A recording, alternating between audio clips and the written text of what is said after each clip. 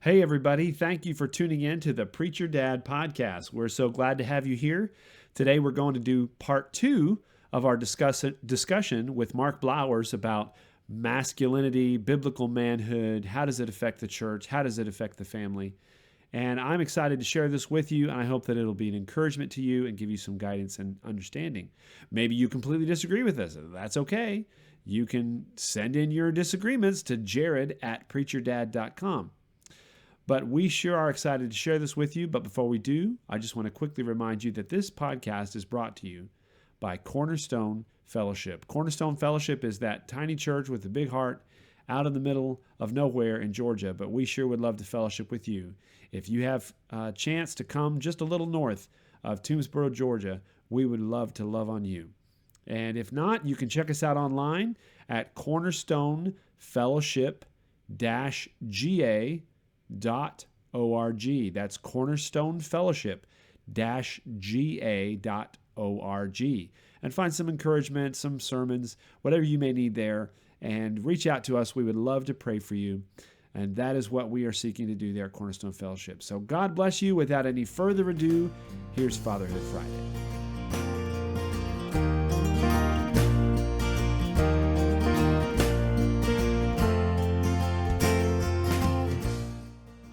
Hey everybody, welcome to Fatherhood Friday. We are glad that you are here with us today. And I'm Jared. I'm the Preacher Dad. I'm the host of the Preacher Dad podcast. And I'm here again today with Matt Stewart and Tony Russell, who are helping me out and covering for all my mistakes and, just being the rear guard I need. And we're very glad to have our good friend Mark Blowers here with us today. We are discussing again biblical masculinity. I did want to bring up a debate that I had recently. My wife and I were discussing which is the best vowel. I won. No? You guys muted your mics, didn't you? So nobody could hear all of your laughter. Your dad jokes have no effect on me. Your dad jokes have no effect on me. Hey, Jared, and I just want to say, because people may be wondering what happened to Nate Eisner, because he is one of the four people on this podcast. I've been wondering that for about 10 years. What happened? Yeah. So I just wanted to say he's in Alaska at a wedding, and he said, tell him I killed a bear with my bare hands, and now I'm making bone broth from its skull.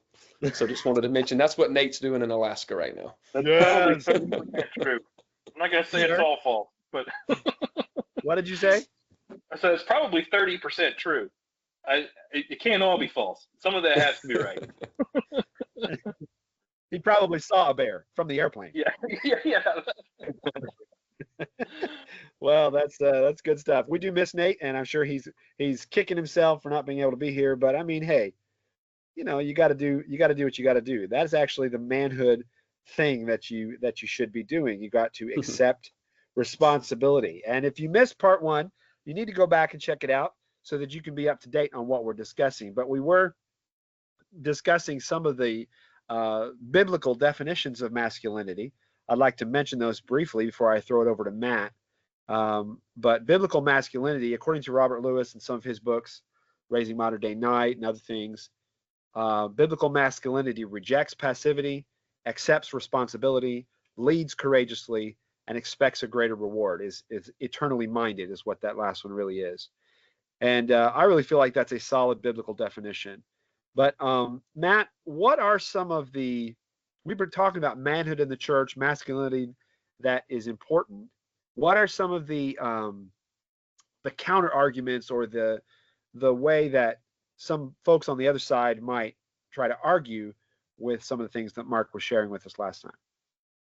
Yeah, so we all know that that women are, there's a lot of very godly women in the church, right, that are extremely smart, just the type of feminine women you want in your church. And so I think a lot of people think, well, if we've got somebody that's just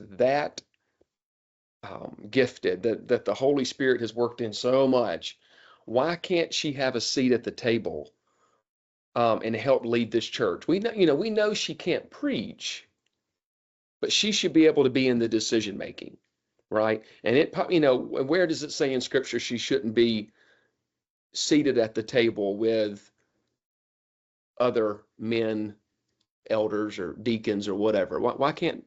How do you defend that, Mark?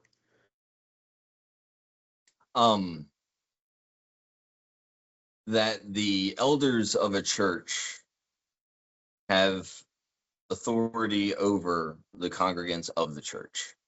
They are under authority as well. But that position is a position of authority, and the vision casting within that will influence that congregation in a certain direction.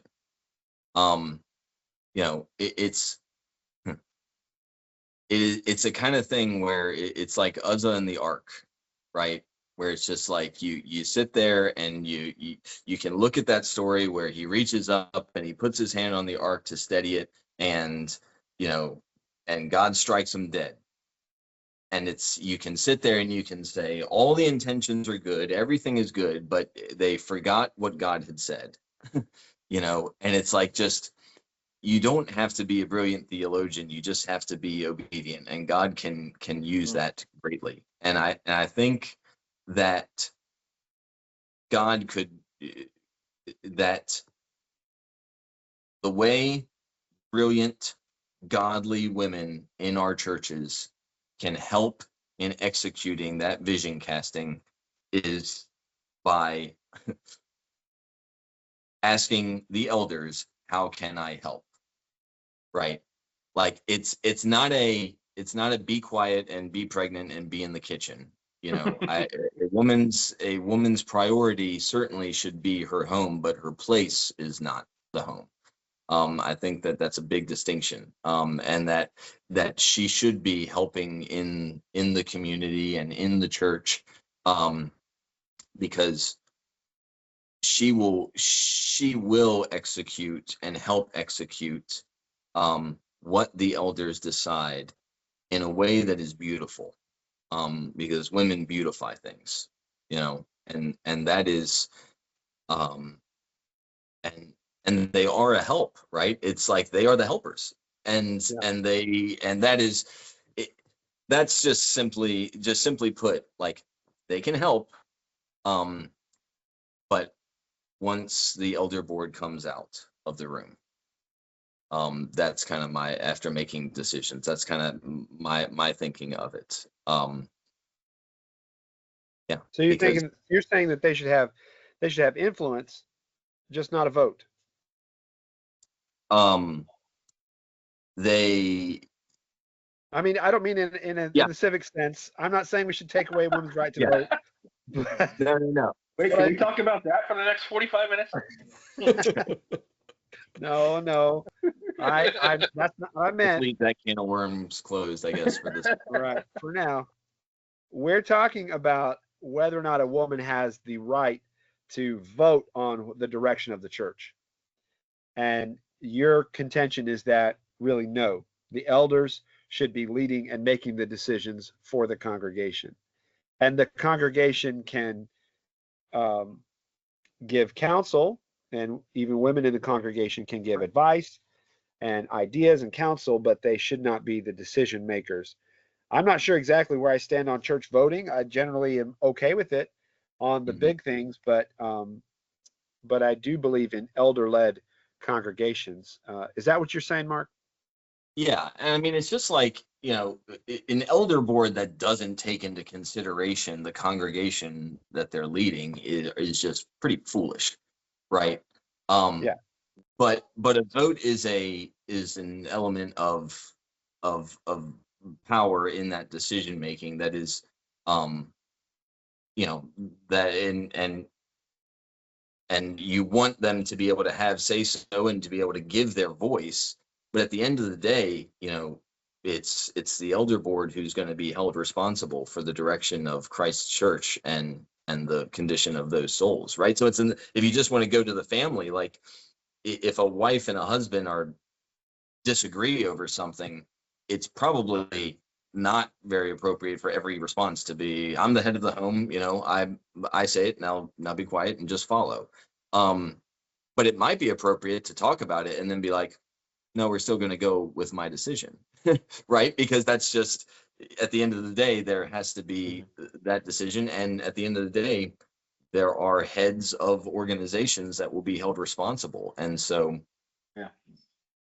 I was going to speak to that real quick. So, a previous church we went to, one of the first, like 101 classes or whatever, and they're explaining it or talking to people about possible membership and all that. They said, look, there's 5 of us pastors, and they were all obviously all male. And they're like, look, we make the decisions for this church based off of, and we're going to run this church the way that the Bible tells us to run it. We hold each other accountable. We're making the decisions. If we let you make the decisions, you're going to screw it up. That's literally what he said. And I'm like, wow, because I'm used to voting for everything. It's all got to be done a certain way. And they're like, no, Yeah. we're doing it our way. You can either come along with us, or you can just go somewhere else. And I'm like, well, I have never heard that before. But you were talking, Jared, about being courageous and making the hard decisions, accepting responsibility. I mean, they're fully, like, it's all on them. Now they also, and like you were saying, Mark, they know their congregation, and they still let people vote just so they can get an idea of where the members stand, like what they're thinking. So like if 60% of the people do not want to elect this new pastor or elder or whatever, then they're like, okay, well, maybe we should evaluate this further. But ultimately, it's more survey than a correct. vote. Yeah, exactly. Yeah. And so that was new, but I think it can be pretty healthy.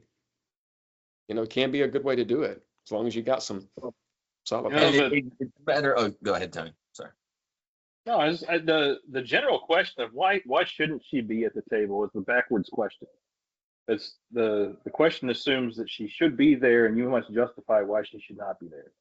And it's actually the reverse. Like there are select seats at that table. God has carved them out already and left us a description of what they ought to be and who ought to fulfill them. You have to tell me how you fulfill the requirements that God has laid out for these roles of leadership. If you can't, then I don't have any reason to try to justify for you why you must or must not be there. The scripture has already set the guide. I don't get to have an opinion at this point to validate for you and your sensibilities why God's caring, loving kindness has set his standard as such. That's up to his wisdom and his infinite knowledge of who you deeply are as a woman and who these deeply are as a man. And it has nothing to do with you being an inferior being in any way to the man that God has called to lead you in your church. What it means is that your station and your opportunity is different. And that if you aren't watching your part of the wall, it's going to fall. And your part of the wall is not over top of everybody else. Your part of the wall is different. And it's okay. It's a beautiful thing. And when you step into that thing and service and submission to the Lord through the service and submission of the church leaders, a beautiful aspect of the body starts to function properly. Whenever you fall into the sin of Eve and need to be the head of something and need to be the leader of something and need to be in front of something, you could be an incredibly godly spiritual woman. There are a lot of incredibly godly spiritual men who also do not qualify for that particular role because they also fall short in other categories of expectations and what that role needs to provide. That is not the set of standards that God has given us for which we should vanguard those particular roles. And the fact of the matter is, lights are out. The fact of the matter is, any role of leadership, especially inside of the body of God, is a treacherous one. Your job is dangerous. If you're doing it well, your job is going to have massive consequences to you, either good or bad. If you sell it out, then horrible. If you run it well, then fantastic.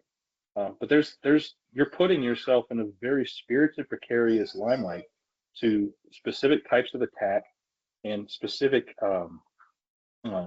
invitation to exploit your weakness. And one of the things that men do better with other men is call each other out on their crap. Men do not like to do that with women. Men feel obligated to guard them, to protect them, to watch over them, not to confront them. That's not a big aspect of how we wish to lead, or how in our character we feel like we're helping. But if you are my brother and I deeply love you and I deeply care for you, and I see that you're stumbling, I'm going to be in your face in the most loving way that I possibly can, but I'm going to be bold enough to stop you before I see you mess up your family. However, there's so much more to the dynamic between the man and the woman in the leadership panel that it starts to eliminate how effective some of that accountability can be. That, to me, that seems to be the most obvious reason why you wouldn't ever want to open yourself up to try to reinterpret all of God's scriptures and commandments towards church leadership to try to allow something that he never allowed for. That's a very powerful point, Tony. Very powerful point. Hey, if I could transition just a little bit, Mark, so we're talking about authority in a church, leadership. Well, most people listening to this podcast are not going to be in leadership of a church. Mhm. So what does just biblical masculinity look like for us average dudes in church? Like, what should we be doing on a on a on a Sunday, during the week, weekends? Like, how do we live that out? Got to make bone broth out of a bear skull. That's There part you of go. it. Part of it. Yeah. Right. Preach, brother. Preach it. Follow me. I mean, healthy churches are made up of healthy families. And so I think it starts with, it starts in the home. Obvious. I just think that that's just obvious. You've got to, you know, wash your wife with the water of the word and lead her in that way, but also to, men need to desire families. Men need to want that and to see that as a good thing. And I know I'll get to, I guess, the church point, but it's like, that is just so important for men to just stop putting off growing up until they're 35, right? And I wouldn't say that men need to, like, you know, just the earlier you get married, the better. It's like, no, I do think that you should really have a vocation and pursue like a work first. You know, like, you want your wife to be able to come along, you know, marry into something that you're doing, right? Like, not just, I'm 17 and I should get married young, but all I do is, you know, play Grand Theft Auto. It's like, no, like have something that call your wife to something, and then give her a family, and give yourself a family and give your church a family. And that's like 90% of it, right? It's just devoting yourself to raising these eternal souls, and evangelizing them, right? And having your wife help you do that. But beyond that, it's first, is it First Timothy, where it talks about I exhort all men everywhere to be lifting up and holy hands and the praying for the rulers in that area. I think it might be second. I think it's Second Timothy, but it's kind of an interesting section where it's like, where it's having this prayer, this action of the church to be done by the men, right? And men should pursue areas of service within the church. You know, look at the vision and the mission of your church, and just see, like, okay, how can I help, right? How can I come alongside? If men are not involved in their churches, then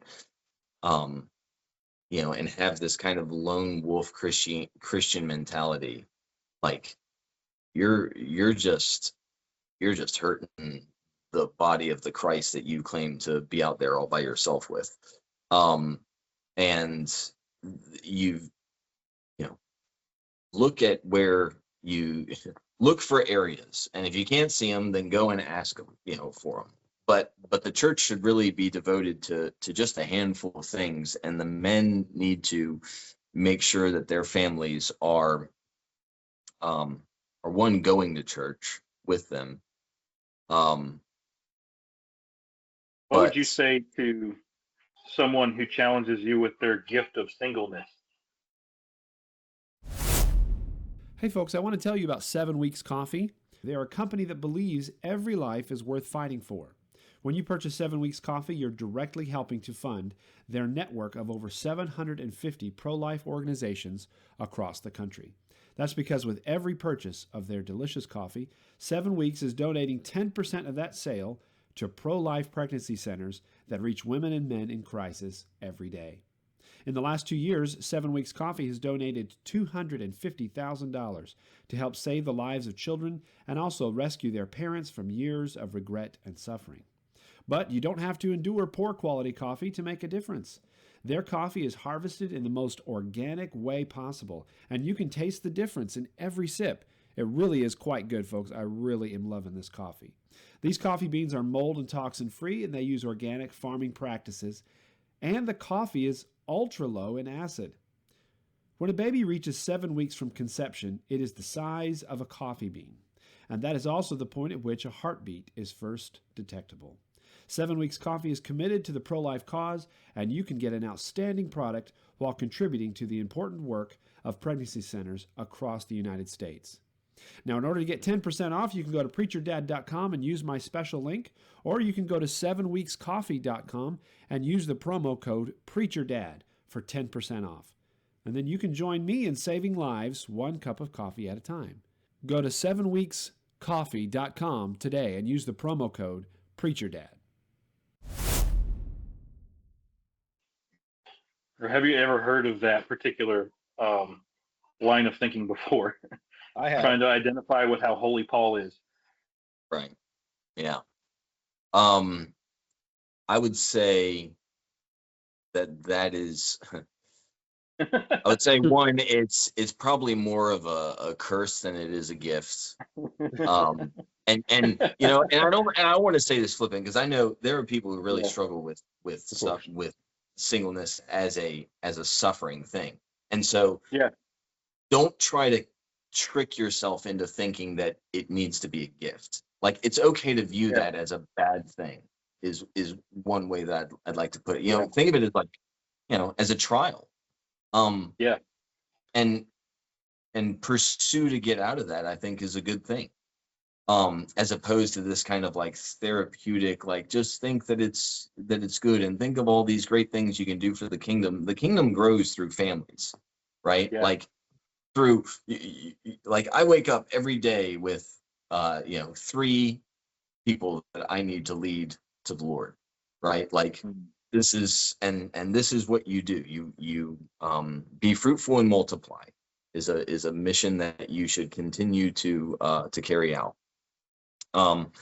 So I would say that don't think singleness. of things.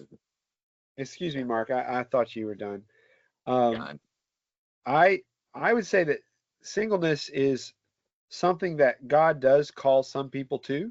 I know some people that I really feel like it never happened for them, and they're actually completely content that way. I think it does happen, but I think it's rare. It's kind of like a Christian Yeah. getting called to the NFL.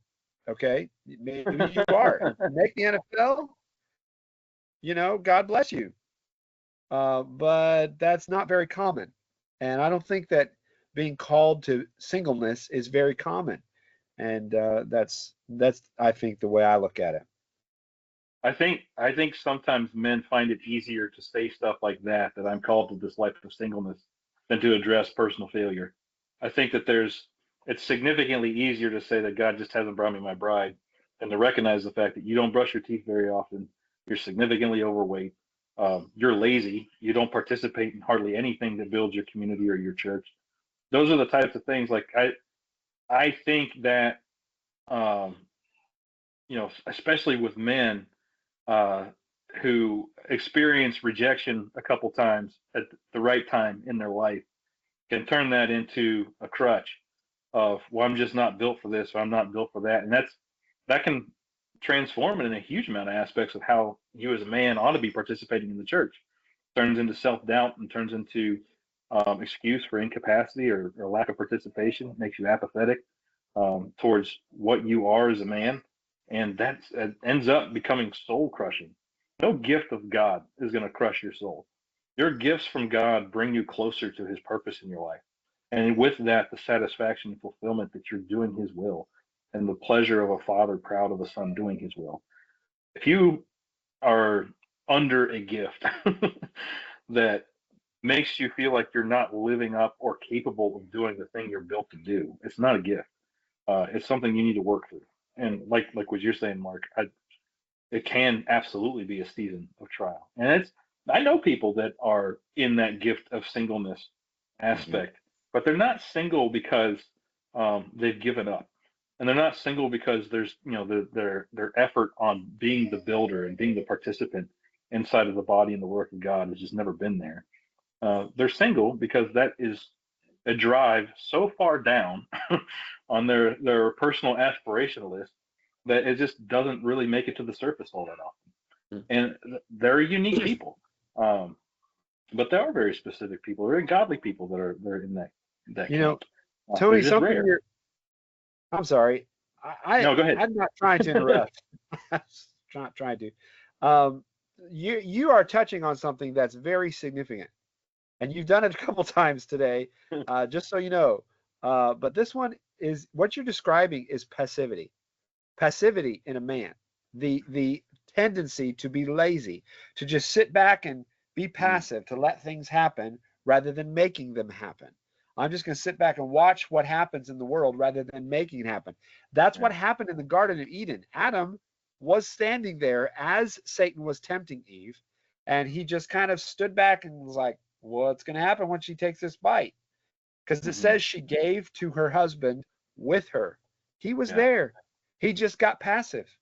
And that's really a huge issue for men everywhere. And I think that, when it comes to, Matt, what you're saying about, just a regular Christian, a man in the church who's not necessarily in leadership, doesn't necessarily feel that burden or isn't called upon to play that role at this point in their life, they must accept responsibility, the responsibility that God has laid upon every man.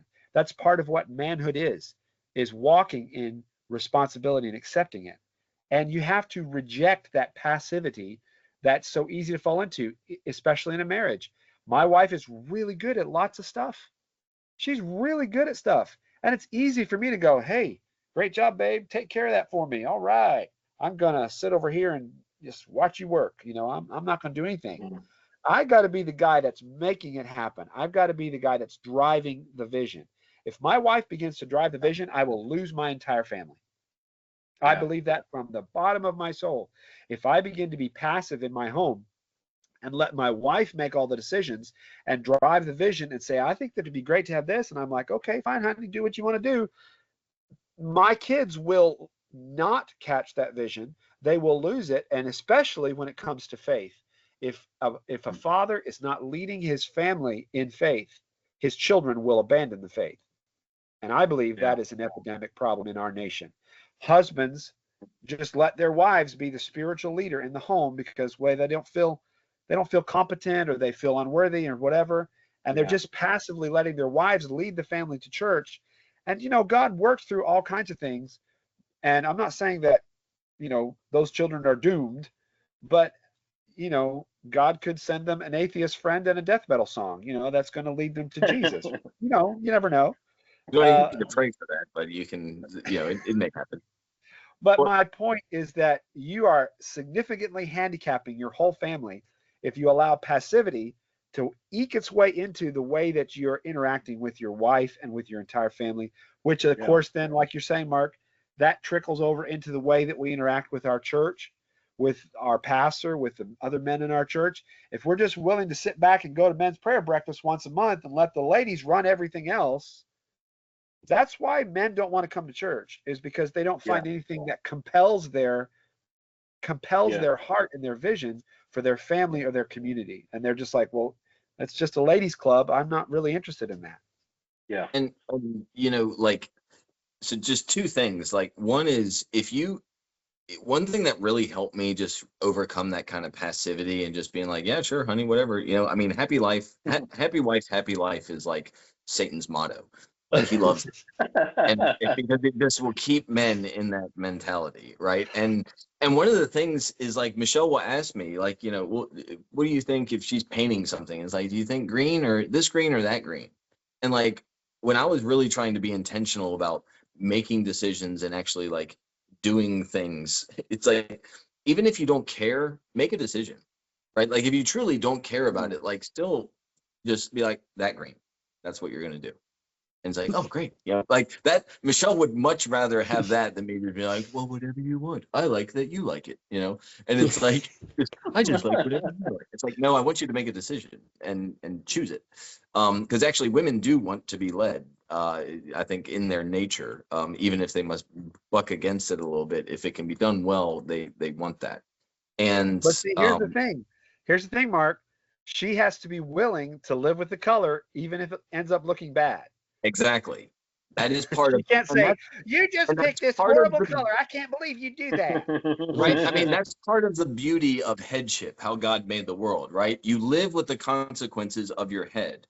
And as Christians, we live with the consequences and we reap the benefits of our head, right? Like, that's the beauty of it. And we also have the curse of Adam as our head.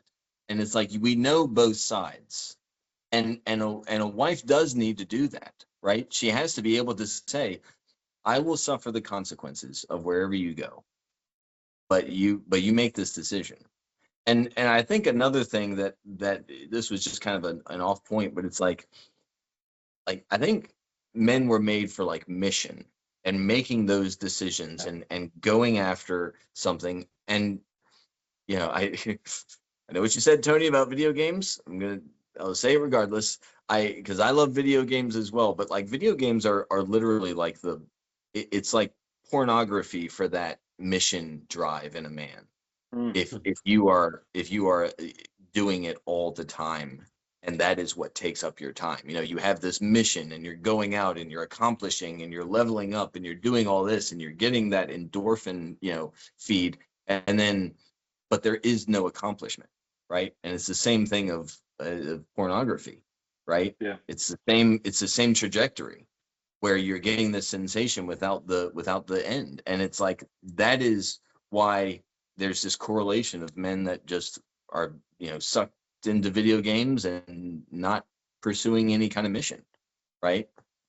And I really think that can be in you know, just as much of an epidemic, and that's because I was caught in it, right? But anyways, those are my 2 points as you were talking. I was like, that so helped me. Good stuff. Hey, let's do a lightning round.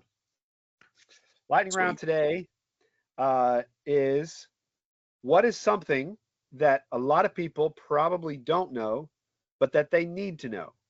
It can be something in the news. It can be any subject, something in the Bible. It can be something for your marriage, for your family, whatever. So I got one, and I'll go ahead and just throw it out there, and then we'll lightning round to everybody. What's something that not a lot of people know that they ought to know? And mine is that the IRS ruled that pastors can make political endorsements from the pulpit to their congregation without any threat to their 501c3 status. Do it. That is huge when it comes to giving pastors courage to speak into the culture, and say, hey, this candidate adheres to biblical values in these areas, and we should be voting for this guy over here. This person over here is antithetical to biblical values. We should not be voting for them as Christians. And the IRS ruled that there will be no threat to their status as a tax-exempt organization for that type of an endorsement. I mean, a direct political endorsement. Clearly, name the candidate. That is allowed by the IRS. Now, pastors should have the courage to do it. Even when the IRS says no, we're going to say we got to obey God rather than men. but this is a very good thing for giving pastors the courage to do what they ought to be doing from the pulpit. You know All how right. much more fun our culture would be if we had a lot of John the Baptist type characters railing against the king for his incestuous relationships? That would be, man, America would be lit. So, I'd like that. All right, Tony, what's your lightning round? What's yours? that one actually really caught me off guard because I don't really. Yeah.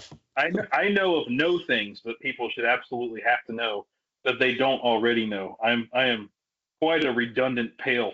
So, but Oh man, Tony, I I'll thought say- that you would know all kinds of stuff that people don't know. one of the things that Christians forget that they need to remember and need to know is we win down here. We're gonna win. That the church is an expanding rock, and that it is going to consume the whole earth. We're taking it, all of it. That is the inheritance that Christ leaves to his church. Don't act like a loser. We're gonna win this. All right, awesome. In honor All of right, John Matt. MacArthur. Go In honor of ahead. Go John ahead. MacArthur.